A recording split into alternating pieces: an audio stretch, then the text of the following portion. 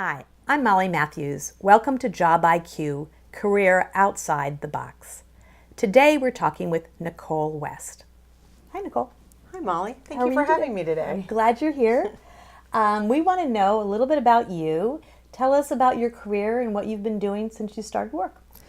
Well, I've been building and growing global businesses for more than 30 years. And when I say global, I truly mean all around the world.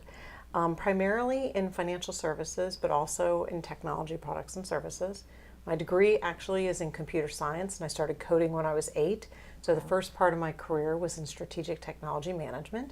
But then a mentor suggested that I knew more about business and how technology could enable business.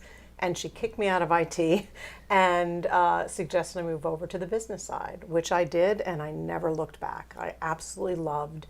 My passion was around technology and how that could really enable business growth and cultural growth. And I know you worked in fields of higher ed, you worked for banks, so you did a variety of different Yes. fields. So financial services, I was actually in the C-suite at Legg Mason, which is one of the world's largest global asset management firms. I was also in the C-suite of Capital One, which is a very large financial services institution. So I was in banking, consumer lending, asset management, capital markets. I ran a fixed income trading floor, which is very interesting. But also I did some time in higher education online postgraduate degrees, master's and doctoral programs online, and education technology. So, Wow. Yeah. So tell us what happened along the way that you've decided recently to pivot from what you had been doing to doing something new.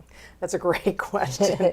So, as I said, I've been a global executive for quite a while. And for 3 years, even though I live in Washington, D.C., and I have for more than 30 years, I don't spend a lot of time here. And I was outside of the country more than 75% of the time for 3 years. And when I say outside the country, I mean in China and Asia and Australia and the Middle East and Europe. And frankly, it took a toll on my family and having time to spend with my family and friends. And even though I loved traveling, being part of this global economy and the expansion and meeting new people and going new places, that was fantastic, but my life was really suffering. And so I needed to make a change. When I hadn't seen my goddaughter in a year, and she lives 15 minutes from me in DC, and I saw her in London once a year. Yeah. And I said that was kind of the straw that broke the camel's back. So you were living the movie Lost in Translation. I was absolutely living the movie Lost in Translation, but I was having a lot more fun than Bill Murray was. Exactly. So that was kind of the point where. And what was there a precipitating event? Were you thinking about it for a while? How did it go? No, that was kind of the precipitating event. It just kind of, when I saw her my goddaughter in London, it just hit me that I needed to do something different. Yeah. But actually, you're asking a good question because I've been thoughtful and opportunistic about my career development. Both I think at the same time. Both at the same time. So I've always had a general idea of where I wanted to go and be very thoughtful about the choices I make in my career, both professionally and personally, actually. So where have you gone? What are you now doing? I always knew that I wanted to run a business. So I spent early parts of my career working in strategy and marketing and technology and infrastructure, all the parts, so that I could say that I have done all these things and I really understand them at a fundamental level. So that's the thoughtful part. The opportunistic part was, I always said, I'm open to opportunities and the right opportunities that I can continue to learn because I have to be learning. Yeah. So I was open to opportunistic opportunities, and you got one. And I got one. Okay. But so as I was saying, my thoughtful thing was I eventually knew I wanted to be in a place where I could work for myself. Yeah. And have more flexibility. So the pivotal moment it came that said I needed a change, I needed a little bit more flexibility, and this might be the time. So I actually, my company was going public that I was working for, so it gave me an opportunity to leave. And I started one company, and now I have started 2 companies. So you're doing 2 things at the same time. I am doing 2 things at the same time. Welcome to the gig economy. Exactly. I am living the gig economy. That's fantastic. And so The first company that I started about 2 years ago is West Advisory, which it's primarily a sole practitioner, and which is me. And I work with growth stage to middle market firms on growth strategies, market expansion strategies, and operating model strategies, as well as executive coaching. I really believe that you build great companies by building great leaders, and that has to come together. And so my practice has been more than 2 years. It's doing really well. Full disclosure, you have executive coached me. You are my coach. I have, and I've loved that. Yeah, it's been great. But that's going really well, and I love working with firms that, not startups, but these are, usually firms that have gotten over the first initial hump and are really starting to accelerate the growth stage. And about 9 months ago, I met a woman executive that she's a lawyer, and she is in the blockchain and cryptocurrency space. And we decided to start a second company, and that company is Luminous Group. And it is focused on blockchain technology, on the intersection of blockchain technology, growth, strategy management advisory, as well as regulatory and risk management. Because with these new and emerging technologies, it's not just about the technology, but it's about how you build a growing, sustainable, profitable business. And again, in these emerging technologies, they're on the bleeding edge of everything. They're on the bleeding edge of technology. They're on the bleeding edge of the law. They're on the bleeding edge of, there's no regulations for there's some no of this. regulations Right, for some exactly. of these. So our value proposition is bringing together all three of those things: how to build a strong company, how to do it on the latest emerging technology, and how to do it in a regulatory and strongly well-managed, governed way. And so that has been going incredibly well. But that was a huge leap because, frankly, although my background is in computer science, I knew nothing about blockchain technology. I knew nothing about cryptocurrency. And I went into it with the perspective of, well, it's the same work I'm doing. Yeah. My job is around helping businesses to build strong, sustainable, growing, profitable businesses. And the worst case scenario is I learn about what's going to impact and influence the technology industry for the next 20, 30, 40 years, because I do believe blockchain is going to transform the world. So you took your skill set, and you brought it into a different area, and you learned the area, but the skill set applied over whatever you're Absolutely. And for me, there were, like I said, the worst case scenario was I learned about something that's going to, even if the company didn't work, I would learn about what the next generation is going to be doing. So two questions on this. First of all, well, they're sort of related.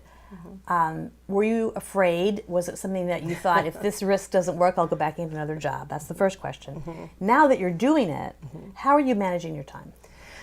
So it's a great question. So although I have built and grown global businesses, what I never had to do was business development and sales. Yeah. And I always told myself the story that I was not good at that, right? There are great salespeople. And the reality is when you have your own company and you have to sell, right? You can't just do work, you have to sell work to do work. And so I was a little, on one hand it was very exciting. I knew the worst case scenario was I would still learn something very relevant to what's going on. But I knew I had to develop a new skill that I didn't have and never thought I would be able to have. Did it turn out that you actually, sales can be a lot of things. Sales doesn't have to be what we think of as a typical salesperson. Yep. Did it turn out that sales, because you're passionate about what you're doing, wasn't that hard to pick up?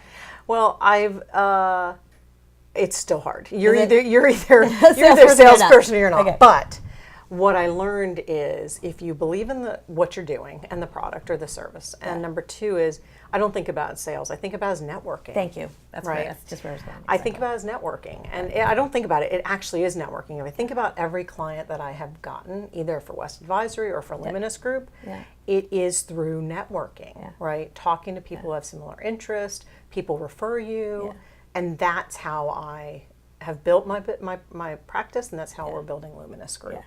And so I'm not and never will be a traditional business development or sales person. But you're building a relationship. I'm building a relationship, and I can do that. Yeah. I'm good at that. And so I approached it from an angle that is authentically me. Yes. And so that So how That's are what you works. managing? You've got two companies. You have a certain amount of time. You don't have someone that's doing your accounting. You don't have an assistant. You don't have, You're doing it all. How are you managing your time? Well, I'm the sole breadwinner in our family, and so part of this was a leap of faith by both my husband and I. And so the West Advisory is what was paying the bills, frankly, as we started Luminous Group. Yeah.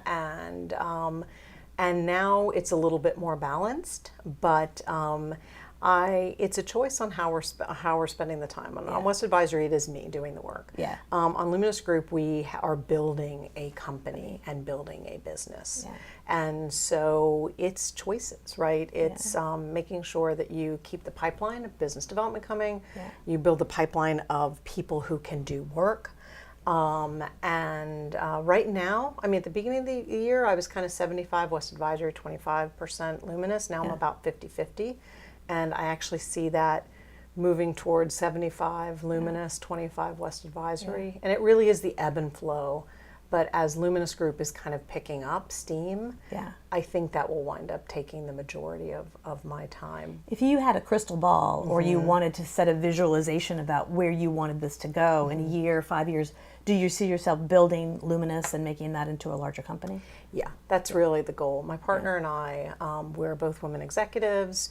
We like the idea of a technology, women in tech business, and doing it our way, and doing it authentically our way, and that is really what I'd like. That's something that's important to me. It's been a theme throughout my career. I was going to say, you've been a pioneer. I mean, all of the areas that you've been in are traditionally male-dominated areas. Absolutely. I was the only female in the room in the executive suite for quite a long time. And this is a little off topic, but I just have to ask you, why do you think you were successful at that? What was your approach to it that got you into the room and that kept you in the room? Well, first of all, it's just in my DNA. Working hard, going, after the jobs nobody else wants. Delivering results. That's just part of my DNA. The other thing is I don't see gender, culture. It's you can either do the job or you can't. And so also I kind of been fearless. My background is I come from a family of white collar workers, mostly firemen, and I never thought I had anything in common with them. I know, but the reality is I do. When they're running into a fire and everybody else is running out, I run into the business challenges that nobody else wants to do. I have a son who's a fireman, and he says the same thing. It's 9/11, everyone's running away, everybody's running away, but we're running in. Exactly. And I like the big thorny challenges. I like the hard things. Yes. And I've always done that. So, and I've never seen myself as a woman or a male. It's just who has the right to be at the table and who can do the job and do it well.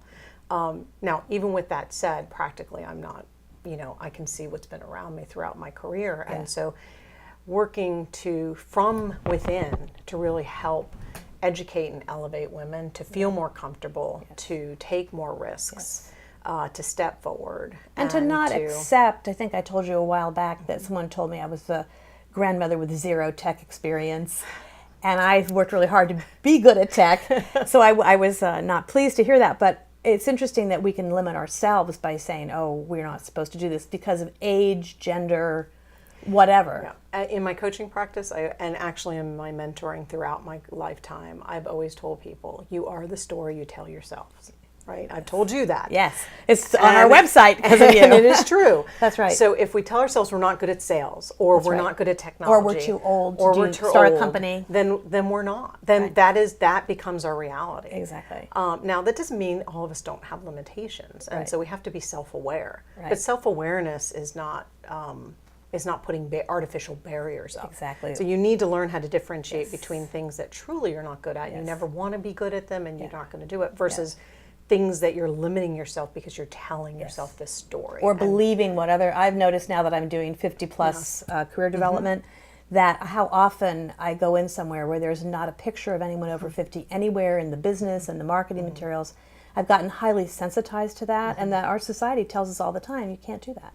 You just can't. Which is absolutely not true. That's part of what I love about the blockchain company that we're building, the Luminous Group company, is I work with people of all age. I work with college students, I work with seasoned executives, and I work with everybody in between. And And part of it is being humble to say you can learn from anybody, Right. And being open and treating everybody with respect. Because I've learned I've learned just as much from the college students that I work with on a daily basis, because they're thinking differently. Right. They're not afraid of what's going on. They don't know what they don't know, right? And that's a good thing. That can get in your way. That's a good thing sometimes, Right. and it's a bad thing sometimes. So, right. so if you're open to it, then I'm open to knowing when it's a good thing, because it pushes me in directions I might not have gone. Yeah. And I also know when it's not a good thing, so I can be there as a backstop to help them. And if you think like that and you open yourself up, then the possibilities are truly endless. But you have to lean in. Exactly. Right. You have to take that risk. Exactly. Because it's all about what you're doing. So if you're there and you're talking about getting a product out or reaching a customer, you all have the same goal. That's exactly it. If you're focused on, and it's kind of the same thing I've said throughout my career, if you can do the job, if you can deliver, then it doesn't matter what age, what gender, what color, it doesn't matter. It's that you can come together and work together, but that takes an openness, right? Yeah. It takes a couple of characteristics. It takes a drive to get things done. Right. It takes an openness to not filter and make judgments about what people can or can't do. Yes. On the surface, right? Right. And it takes teamwork, right? Yeah. So it's a different, a different version of what. Yeah. And it's walking in and saying, I can do this now, rather than walking in and announcing to everyone, my limitation might be this, or I'm this age, so I probably, or really I do know tech. So it's walking in and not even making it an issue. It's just moving past it. I would say a couple things is, listen, but you don't have to stay away from it, right? That's it's true not too. like, it's about being authentic. The reality is I am 30 years older, right? Or 35 years older than they are. I mean, that's the truth. And I've had different experiences. Right. But I think, there's a couple of things. One is, you have to check your ego at the door, right? And sometimes, listen, I've been in the C-suite of global companies. I've helped to manage the money of some of the largest sovereigns and richest sovereigns in the world, right? I've been in the office of some of the most powerful people. Yes. But I have to I don't have to, but I choose to check my ego at the door, because if ego got in the way, then I wouldn't have all these wonderful opportunities that I'm having. Yeah. And I couldn't see that there's value in these other opportunities. Yeah. So I think number one, checking your ego at the door. Number two is, be respectful, right? Of anybody, and this is true of anybody you work with, right? Be respectful, and then number three is, and have fun, which is, the reality is I am older, so sometimes we joke about them being so young, or me being me being older, or we joke about things, but we do it in a respectful, joking way. Yes. Versus, but it's not an off limits topic. It's not it shouldn't be an off limits topic, because it would be an elephant in the room. I understand. And so I'd say checking your ego at the door. The things that I said, I think are important. But what I've noticed also in working with people that are in different generations is that oftentimes they are much more accepting of me than I expect them to be, and it's more, if I bring it in as an issue, it becomes an issue. But they don't judge me in a way that I sometimes worry they will. So I think I think you're right. I mean, I think it depends on the on the individual, and that's true of anybody, right? It depends on the individual, and so. But I think in general that's true. But they think, everybody thinks very differently. Yes. So you can't say, oh, the millennials think differently. Right. Everybody That's thinks exactly differently. Right. That's exactly right. Right. So all the skills you used in whatever job you had, my job was always about reading all the people, whether it was a security guard that helped guard, keep us safe, to, the CEO of the company, understanding each of them, their motivations, their drives, and how to engage and interact with each of them is important. It's the same thing in this situation. So. And appreciating their perspective, because as we've grown up in business, there were standards that we accepted. Bring a dog to the office was not something that was things that people did in my generation. Or in France, it was, but not here. But the thing that I found is I look at the way a We Workspace or something, and I think that's really smart. We could have done better if we'd done it that way. So some of it is also being open to a very different perspective that all generations bring, and not even necessarily broken down by generation. You're right. It's just different people think differently. I think it boils down to, you have to make a choice, right? For me, what was important to me is, in my career pivot, is I knew I had another decade that I needed to and wanted to work. Yes.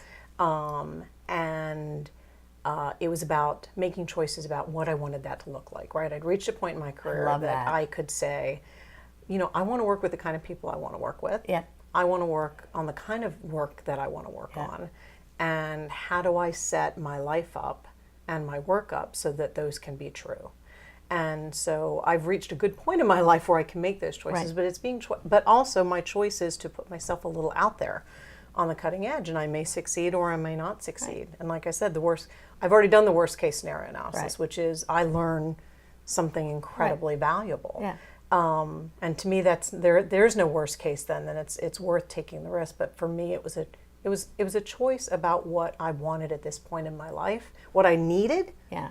To make more money, right? Yes, I mean, let's be honest. Right. And I hadn't quite made all the money that I needed to make. And so looking for different ways to channel revenue but also I had more flexibility in how I went about doing that. And like I said, they talk about the gig economy, and I think in a lot of ways I'm living that with my two companies and being more flexible and not having this picture in your mind about, I had the corporate job for so many years, and that is the only version of what a career looks like. And that's just not true. What would you say to someone who's listening to this, who might even want you to coach them?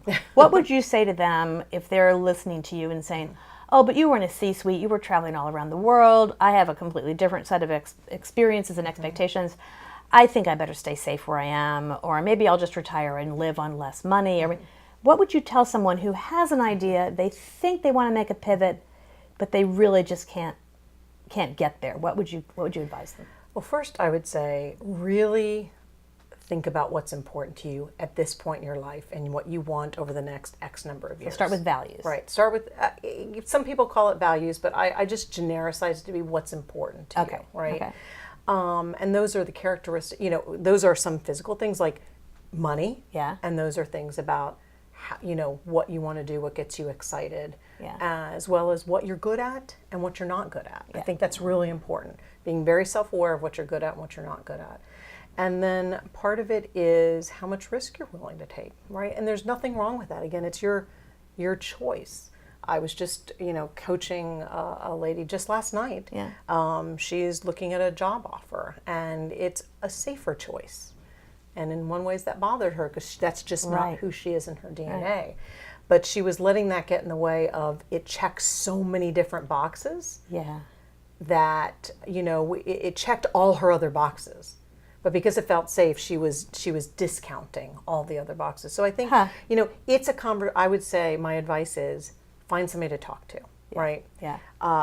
Go through what's important to you, what you have, what you need, and go through a process and be purposeful and make decisions. Because make purposeful decisions. Right. Because regardless of whether you purposely make decisions, you're making a choice and you're making a decision. Yes. You're either doing it actively, aligned to things that are important to you, or you're doing it passively, and you're making a decision anyway. And you're making a decision anyways. Right. And so I always say make thoughtful, purposeful choices that are as closely aligned to what's important to you as possible. And that gives you a better chance for success. How does, you mentioned you have a decade, whatever people are, whatever age they might have, 1 decade, they might have 3 decades, but clearly unlike 30 or 40 years ago, those decades, 50's the new 40, 60's the new 50. What do you think about the idea of at a certain point when you're making a decision, if you're young, you can choose to put something off or do it later. As you get older, a decision is usually, if you do this decision, it's probably going to preclude 2 or 3 other things. Absolutely. What do you tell people when they're saying, well, I've always wanted to do 6 things, and now I've chosen 2, but that means I'm permanently, or not necessarily permanently, but likely giving up 2 or 3 of the ones that I also thought were going to somehow, like I always thought I'd be Miss America, and it's a little that ship has sailed.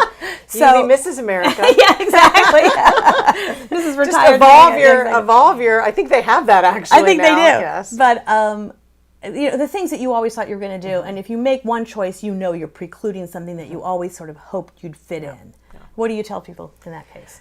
Well, I'll say 2 things. Number 1 is I always personally had a decade list, and then when I met my husband, we have a joint decade list as well as individual decades lists, and both personal and professional things. So at the beginning of every decade, we put on the list what I want to, what I'd like to do, both personally and professionally, what he wants to do personally and professionally, and what we want to do together. And that, some people call it a bucket list. We don't, because we want to do it throughout our lives. Yeah. And I think if you actually, and I the young people that I meet, I always say, think about a decade list now. Yeah. Because that actually, and stick to it. Look back at it every couple of years and go, oh crap, we didn't go hot air ballooning, or we didn't skydive, or I didn't start my own company, or I haven't joined a board, or whatever. Yeah. It actually motivates you to do it, and it's a touchstone, and it's great as an individual, and it's great as a couple. Yeah. So, and that actually helps you to actually, I think I've done more things in my life, like, climb the highest mountain we went to, because we actually had that. It was on the list. It was on the list, right? And actually we're coming close to, I just recently looked at our decade list, because we're coming to the end of the decade. And I was like, there's a couple more things on here that, now some can roll over to the next decade, but I'm like, what, there's no reason that we can't go hike the Continental Divide. Absolutely. And we scheduled a trip, and we just did. Absolutely. And so it's pretty cool. I think, part of that, you need to think about that as a lifestyle throughout your life. And having it written down. Having it written down, I think, is important. So that's number one. Number I just two, want if to you're interrupt you and tell you, I at had a friend yesterday who said to me he wants to go to Normandy because next year's the 75th. the butter and the oysters are amazing. Right. But he wants to go see the battlefield. Yeah, but anyway, okay. he wants to go. You can do both. And he had a list like you, and he said he looked at the list, and his first decision to go to Normandy was 24 years ago. So he's thinking, I better fit that in. And it's not about saying, putting yourself down if you don't do it, because some things have moved from list to list. Right. Or you just don't get to them. But also noticing it's on the list every year and you haven't done it yet. That's the key. So then the second part is, the reality is you are making choices, right? And one choice may preclude another choice. And so I would say, that I go back to if you're purposeful about the choice you're making, and it's as aligned to, if you've gone through the thinking through what's important to you, what are you good at, what you're not good at, how does the next X number of years, what do you want that to look like? You're not making a choice for the rest of your life. Right. You're just making a choice for the next part of your life. Exactly. It's you never know, too late to have a good childhood, right? It is. Or have a happy childhood. Isn't that the Or way? it's never too late to make a change, period. Exactly, that's right. So the reality is sometimes people get into analysis paralysis because if they make a choice, they feel like it locks them in, or that they'll never be able to do something else. Yeah. And that paralyzes people. Yes. The reality is, making a choice, you can make a different choice the next day. Yep. So don't let it paralyze you. If you make the choice aligned to what's important to you, Then you're good. You're good. And don't think of it as you're making a choice for the rest of your life. You can, it may be hard, but you can make a different choice. So I talk with a lot of people that get into that analysis paralysis. And honestly, the analysis paralysis is driven by the fact that people don't think through their choices. They don't think through why it's important to them. What do they really want? What are they good at? What are they? They don't go through that process. So the reason they're feeling uncomfortable is because they haven't been thoughtful about it. So I want to just change subject just a little bit and move on to a lot of our audience is over 50 and they're thinking about either they need to work or they want to work. Do you think people over 50 face discrimination in the workplace? And if so, what's their best way of handling it? That's a really excellent question. It's a broad question. Because 50 is different than 70. 50 is different from 60, which is different from 70. Right. And the workplace is a very general statement. Right. And so in some situations, I think it does. And in some situations, I think it doesn't. So it's a little hard to answer that question blanket. Yeah. I think there's discrimination, whether it's overt or whether it's just, people do. Or subconscious. Or subconscious. People go with what they're comfortable with, right? And they might not realize that they're discriminating actively, right? But irrespective, it just depends on the situation. So I'd say if you feel, in certain cases, the reality is you have moved beyond the opportunity space for where you are. Yes. In certain cases, part of it is you being open to kind of going back, like, I'm learning about blockchain from the beginning, right? And I'm willing to take a slight leap of faith to gather some of the skills that are going to be more relevant to the next kind of couple of decades. If you make yourself more relevant, then you're more relevant. And what do you do when you? Yeah, I'm sorry. I think about it in the terms. So the reality is, over 50, it's harder. That's just true in any scheme of the thing for a number of reasons. Resume's getting another pile. You're not as relevant, right? In some ways, you have too much experience. Exactly. You may cost too much. Companies want to invest in people, and they want to know they're going to get time back, and your time is less. I mean, there's just some practical things that, is it discrimination? The reality is, it's just practical. When I run a business, I have to make practical choices, because if there is no business, there is no job. Right. And so there's just some practical things. So then the question is, what does that mean to you as an individual, right? Number one is, are you willing to go back and are you willing to keep updating your skills to maintain and be relevant? Yeah. How can you look at the job? People just in your 20s, you start, you get your first job, and then you start moving up the career ladder, and then you keep going. At some point you reach people need to actively manage their careers throughout their careers. What people don't do is they get a first job, and then their career just kind of evolves and happens. On the conveyor belt. And then one day they wake up in their late 40s, early 50s, and they go, what do I do now? Yeah. And so I think that's actually a problem. We need to actually start teaching people to actively manage their careers and attain new skills and be able to pivot and grow, because the old traditional jobs are just not going to be there. They're not there anymore. For anyone. For anyone. And that's a global phenomenon. It's not just here in the U.S. So I'd say, okay, you're in your early 50s, or you're in your 50s or 60s, and you say, okay, well, I can't go. I don't have a time machine. I can't go back. Part of it is, checking your ego. What do you really want? Are you willing to go back and get the skills? And if you are, you become a different person to present to employers, and or consider, the gig economy is, there is no one, be your own employer, or you can have multiple jobs, right? Right. And so the old career is different from the new career, but that's okay. I understand. Right? And it's going to be a little uncomfortable. It is. I'm not going to lie. This transition has been a little uncomfortable for me. And what do you do when you said you want to make other people feel comfortable? You're an older person. You come into a setting where you're going to interact with people. How do you make them feel more comfortable with you? Well, it's actually the same thing you do. You have to think about it in just a slightly different way. I mean, you can't walk, if you walk into a room and think you're superior and think you know everything and look at somebody younger and say they don't know anything, that kills, right? I mean, but that's true whether you're walking in and it's another 50-year-old person. If you treat that person like so it's actually the same skill. It's like respecting other people, seeing that they have value, being able to be humble, that you can learn from anybody.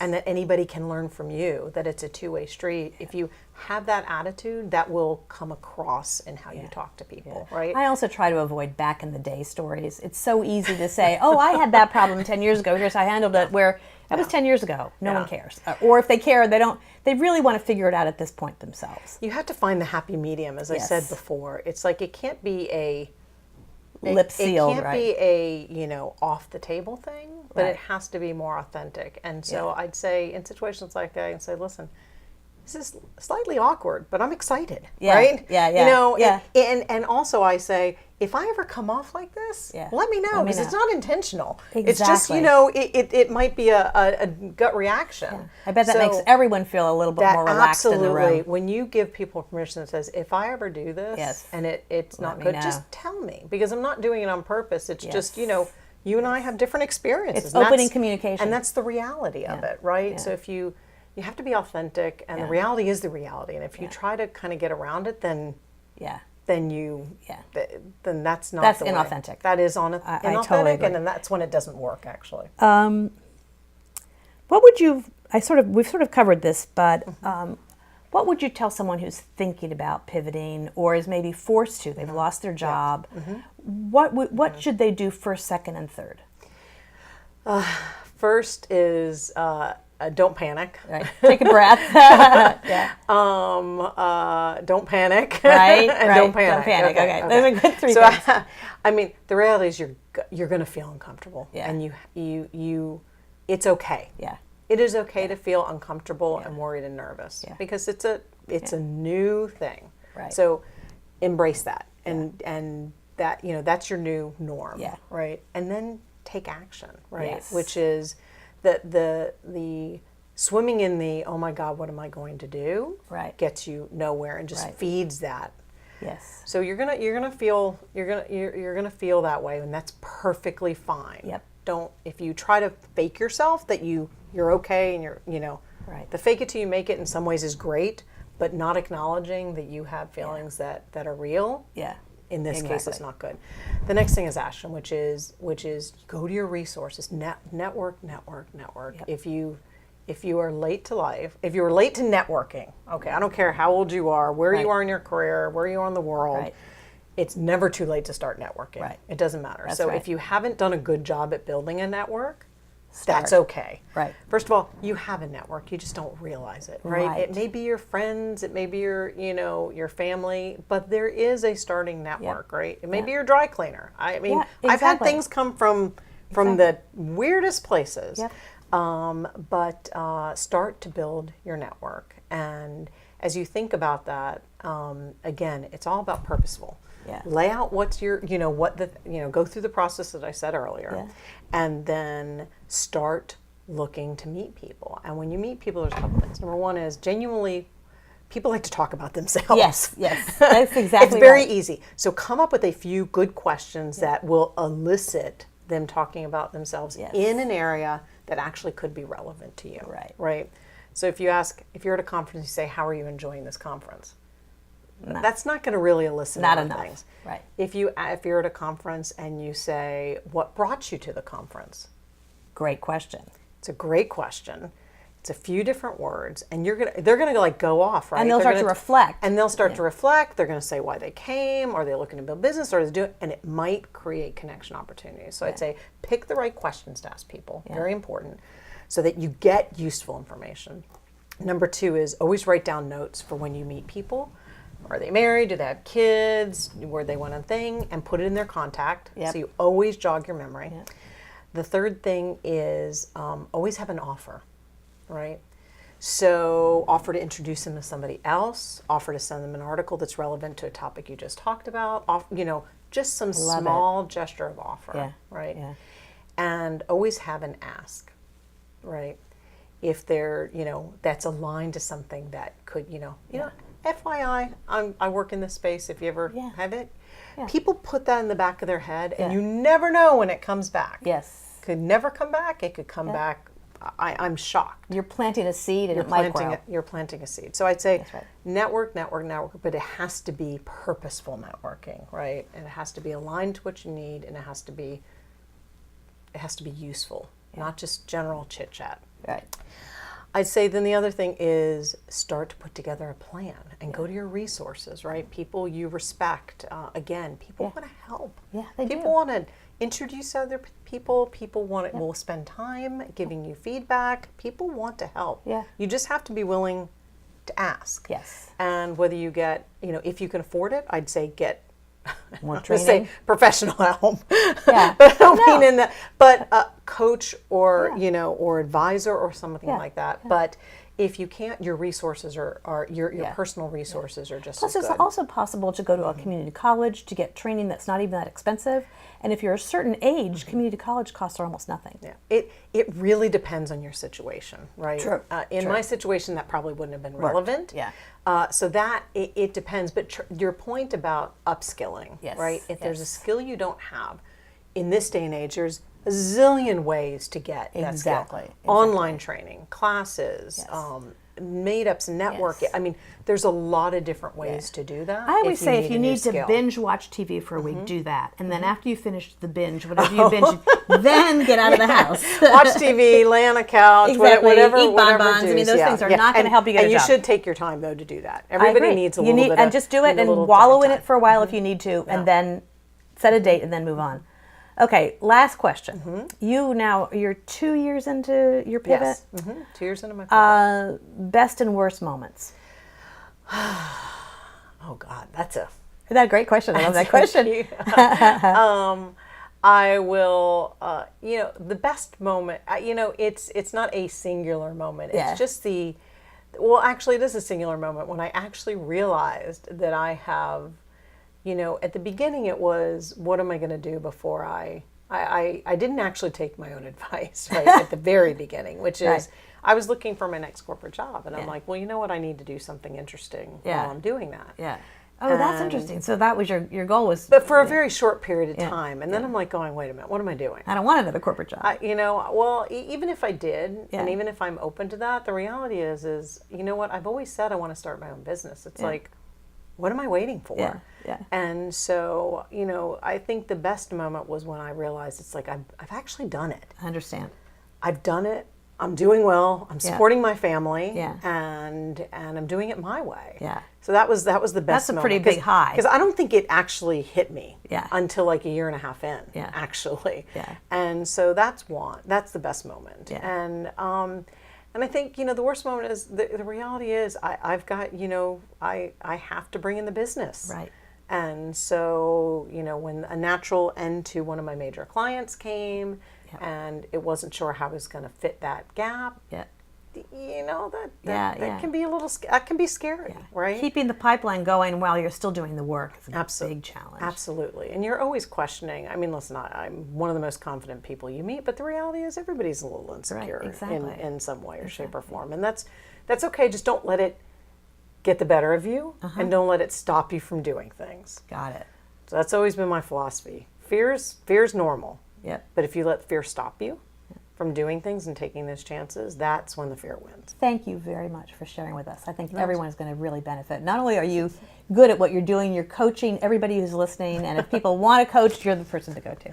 Thank you very much. Thank you for asking me. Okay. Come back next time on Job IQ, Career Outside of the Box.